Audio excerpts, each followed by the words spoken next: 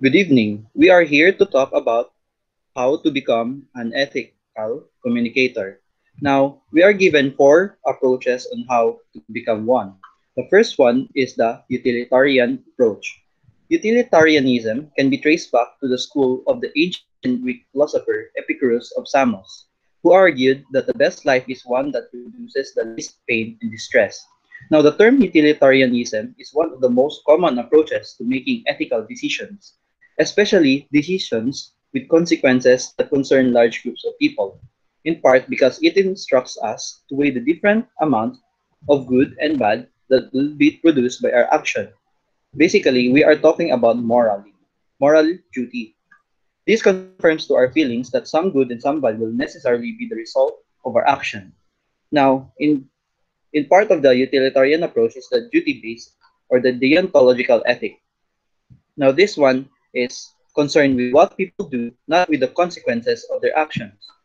People do the right thing, do it because it's the right thing to do, don't do wrong things, and avoid them because they are wrong. Under this form of ethics, you can justify an action by showing it produces good consequences, which is why it's sometimes called non-consequentialist.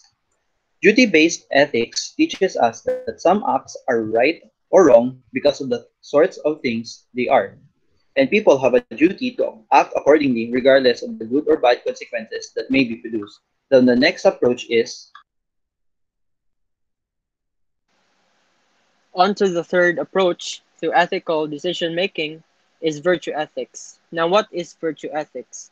According to authors Velasquez, Andre, Shank, S.J., and Mayer in an applied ethics study at Santa Clara University, virtue ethics are attitudes, dispositions, or character traits that enables us to be and act in ways. Examples of virtues include honesty, courage, compassion, generosity, fidelity, self-control, and prudence. Virtues are also considered as habits. Once they are acquired, they become a characteristic of a person. For example, a person who has developed the virtue of generosity is often referred as generous person because he or she tends to be generous in all circumstances. Lastly, this approach urges us to pay attention to the contours of our communities and the habits of a character they encourage and instill. For the last approach, which is the common good, the common good is a notion that originated over writings of Plato, Aristotle, and Cicero. In accordance with John Rawls, common good as certain general conditions that are equally to everyone's advantage. The common good consists primarily of having the social systems, institutions, and environments on which we all depend work in a manner that benefits all people. Example of a particular common good or parts of the common good include an accessible and affordable public health care. The common good require cooperative efforts of citizens. For the common good is a good to which all members of a society have access from whose enjoyment no one can be excluded. Now for the second part of the ethical communication activity, we are to present the article How to Be Rather, an Ethical Communicator written by Richard Johannesson. There, he enumerated four guidelines on how to become an ethical communicator.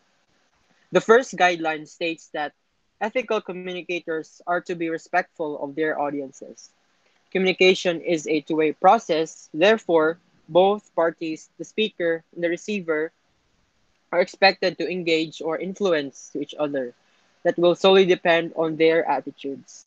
That is why there should be a respect for feelings and ideas of the people with the people whom they interact. the second part is ethical communicators respect truth. Ethical communicators respect truth so that the flow of information and communication is much cleaner and much more precise. It says that honesty is important because if we cannot trust the other communicator, the communication between the two parties is unproductive. Basically, the guideline says that honesty is one of the key character of being an ethical communicator. The third one is ethical communicators use information properly. To effectively communicate with another person, we should have knowledge of the topic. Without this, the two communicators will have a hard time understanding each other. The person will be talking and sharing information with another person who doesn't understand what the topic is all about or doesn't have any information about it. The communication between them will be ineffective. Basically, they won't understand each other because one party doesn't understand what he is talking about. Now, the last guideline is The last guideline is that ethical communicators should not falsify information. Plagiarism is one way of falsifying information, in which is the usage of words or ideas without giving credit to the source. It would appear that it is our own and is a form of intellectual theft. Now, each guideline tells us on how to become an ethical communicator. We always have conversations in our daily life. Therefore, it is our responsibility as a communicator to know the guidelines of an ethical communication. To sum it up, not all effective communicators are to be considered as ethical. There are some communicators that do not follow the guidelines of being ethical in a conversation. For instance, scammers or fake online sellers online that would sell a product wisely with the use of misleading words for their product to sell that could possibly generate an effective communication, but it would not verify or generate that that communication is ethical. Since communication is a two-way process influencing each other, it is not a guarantee or a verification that the information properly is unethical according to the guidelines.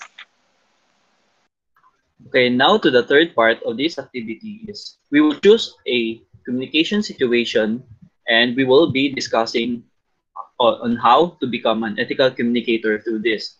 Now, we chose the plagiarism in research. Now, what is unethical about such situation?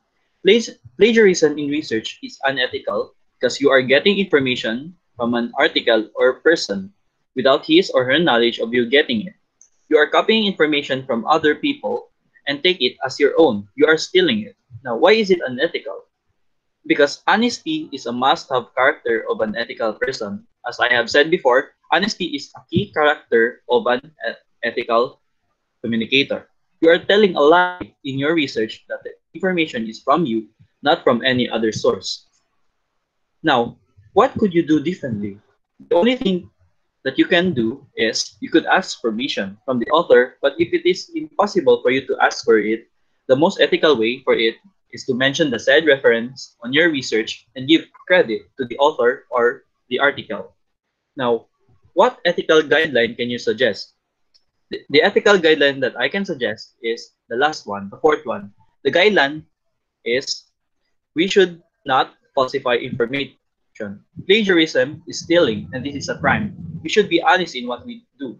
So the guidelines that I can suggest is both 3 and 4. Why is it important to be ethical in this situation?